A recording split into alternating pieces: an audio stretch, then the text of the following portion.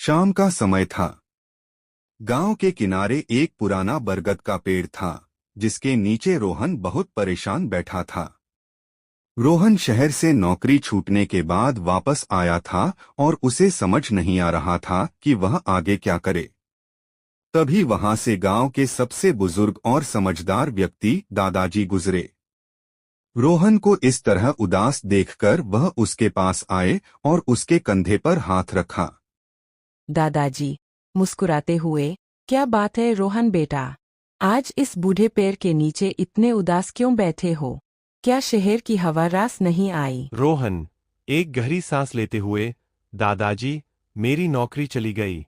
मुझे लगता है मेरी किस्मत ही खराब है। अब इस गांव में मेरे पास करने के लिए कुछ नहीं है। मैं पूरी तरह से हार चुका हूं। दादाजी जमीन से एक मुट्ठी मिट्टी उठाते हुए, रोहन, जरा इस मिट्टी को देखो। तुम्हें इसमें क्या दिखाई देता है? रोहन चिढ़ते हुए, दादाजी, यह सिर्फ धूल और मिट्टी है। और क्या होगा इसमें? दादाजी शांत आवाज में, यही तुम्हारी भूल है बेटा। एक शहर वाले को इसमें सिर्फ धूल दिखती है, लेकिन एक किसान को इसमें सोना दिखाई देता है। अगर सही समय पर इसमें बीज डाल दिया जाए, तो यही मिट्टी पूरा परिवार पाल देती है। दादाजी की बात सुनकर रोहन चुप हो गया। उसने दादाजी के हाथ में मौजूद मिट्टी को ध्यान से देखा। हवा में थोड़ी ठंडक बढ़ गई थी और चिड़ियों के चहकने की आवाज आ रही थी।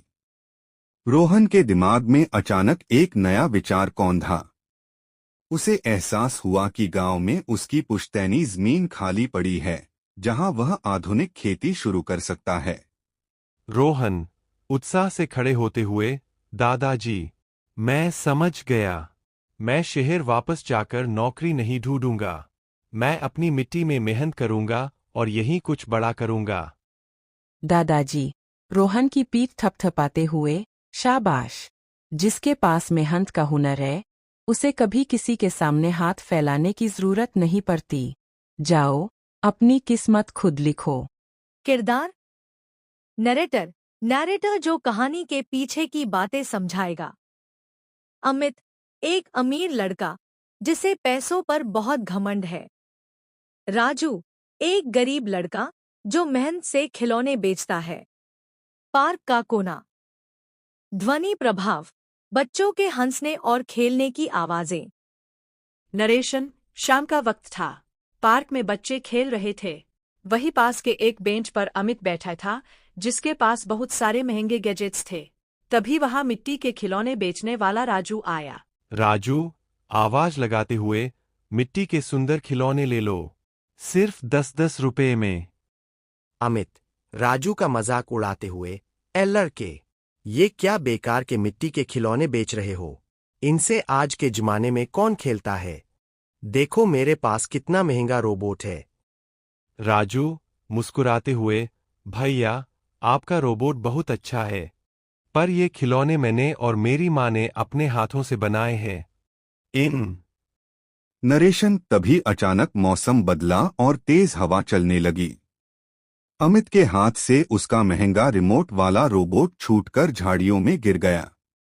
झाड़ियों के नीचे एक गहरा गड्ढा था। ध्वनि प्रभाव, तेज हवा और प्लास्टिक के टूटने की आवाज। अमित हैरान होकर, तुमने अपनी जान जोखिम में डालकर मेरा खिलौना बचाया, जबकि मैंने थोड़ी देर पहले तुम्हारा मजाक उड़ाया था। छवि में यह हिस्सा नीचे धुंधला है, लेकिन कहानी के संदर्भ के अनुसार इसका पूरा भाव इस प्रकार है। राजू, भैया, माँ कहती है कि कोई हमारे साथ कैसा भी व्यवहार करे, हमें हमेशा दूसरों की मदद करनी चाहिए। असली कमाई पैसों से नहीं, बल्कि अच्छे कर्मों से होती है। नरेशन अमित को अपनी गलती का एहसास हो गया और उसका घमंड टूट गया। उसने राजू से माफी मांगी और दोनों अच्छे दोस्त बन गए। रात के 2 बज रहे थे। शहर सो चुका था, लेकिन कबीर की आंखों में नींद का नामोनिशान नहीं था। स्टूडियो में बिखरे हुए रंग, आधे अधूरे कैनवास और हवा में तैरती तारपीन की महक उसकी बेचैनी को बयां कर रही थी। वह हताश होकर ब्रश फेंक देता है। कबीर, खुद से हताश होकर, नहीं, यह वो नहीं है। इन रंगों में चमक तो है, लेकिन कोई एहसास नहीं है। लोग मेरी पेंटिंग्स देखते हैं, तारीफ करते हैं, पर कोई उनसे जुड़ नहीं पाता। मुझे वो एक मास्टरपीस बनाना है जो अमर हो जाए। पर कैसे? अपनी उलझन को सुलझाने के लिए कबीर सुबह सुबह पास के एक पार्क में जाता है। वहां उसकी मुलाकात अमृत लाल जी से होती है, जिन्हें सब आदर से दादाजी कहते हैं। दादाजी एक बेंच पर बैठकर बच्चों को खेलते हुए देख रहे थे और उनके चेहरे पर एक असीम शांति थी। दादाजी कबीर के परेशान चेहरे को देखकर मुस्कुराते हुए, क्या बात है कबीर बेटा? आज आंखों के नीचे काले घेरे और हाथों में वो कला की हलचल गायब है। रंग रूठ गए हैं क्या? कबीर, असमंजस में महसूस करना। मतलब? दादाजी, कला केवल तकनीक नहीं है कबीर। कला वो भावना है जो तुम तब महसूस करते हो जब तुम किसी गिरते हुए पत्ते को देखते हो या किसी रोते हुए बच्चे की मुस्कान में छिपी राहत को देखते हो। कल सुबह मेरे साथ चलना, तुम्हें तुम्हारे रंग मिल जाएंगे। दादाजी कबीर को शहर के एक ऐसे हिस्से में ले जाते हैं जहां गरीबी थी, लेकिन जिंदगी का शोर भी था। वहां एक बूढ़ी औरत मिट्टी के दिए बना रही थी, जिसके चेहरे की झुर्रियों में बरसों का तजुर्बा था। वहीं पास में एक मजदूर कड़कती धूप में काम कर रहा था, लेकिन अपने। दादाजी, ध्यान से देखो कबीर। उस माँ की आंखों में देखो जो अपने बच्चे को निवाला खिला रही है। यह ममता का सबसे गहरा रंग है। उस मजदूर के माथे के पसीने को देखो, यह ईमानदारी का रंग है। कला बाजार में मिलने वाले महंगे कैनवास या रंगों में नहीं, बल्कि जिंदगी के। कबीर, आंखों में एक नई चमक के साथ, जैसे उसे उसकी खोज का जवाब मिल गया हो। मैं समझ गया, दादाजी। मैं अब तक सिर्फ कागज पर रंग बिखेर रहा था, जिंदगी के रंगों को देख ही नहीं पा रहा था। नरेशन कबीर का स्टूडियो अब बदला हुआ था। वहां केवल सन्नाटा और बेचैनी नहीं थी, बल्कि एक नया उत्साह था।